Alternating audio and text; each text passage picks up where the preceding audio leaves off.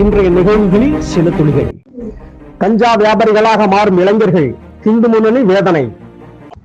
இந்து முன்னணி மாநில தலைவர் காடேஸ்வரா சுப்பிரமணியம் கூறியதாவது: ஆக்டோபஸ் போல போதைப் பொருட்களின் பழக்கம் தமிழகத்தை ஆக்கிரமித்துள்ளது.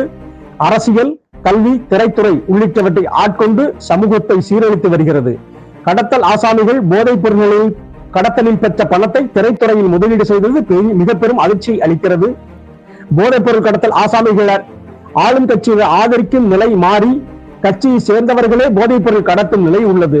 ஆளும் கட்சியை சேர்ந்த ஜாபர் சாதிக் பல ஆயிரம் கோடி மதிப்புள்ள போதைப் பொருட்களை சிக்கி கடத்தியது இதற்கு உதாரணம். தமிழகத்தில் தான் மொத்த போதைப் பொருள் வியாபாரம் நடக்கிறதோ என்ற ஐயம் எழுகிறது. சாதிக்க நினைக்கும் இளைஞர்கள் பலர் கஞ்சா வியாபாரிகளாக மாறி வருவது வேதனை அளிக்கிறது. உளவுத்துறை மற்றும் போலீசாரின் ஆதரவு இல்லாமல் இது போன்ற சமூக விரோத செயல்கள் நடக்க வாய்ப்பே இல்லை. ஹிந்து இயக்கத்தினர் மீது பொய் விளக்குகளை போடுவதோடு பயங்கரவாதிகள், மதம் மாற்றுபவர்களுக்கு ஆதரவாக திமுக செயல்படுகிறது. தேச நலனையே உயிர் மூச்சாக கொண்டுள்ள பிரதமர் மோடி மீண்டும் பிரதமராக அனைவரும் வாக்களிக்க வேண்டும் என்றும் அவர் கூறியுள்ளார்.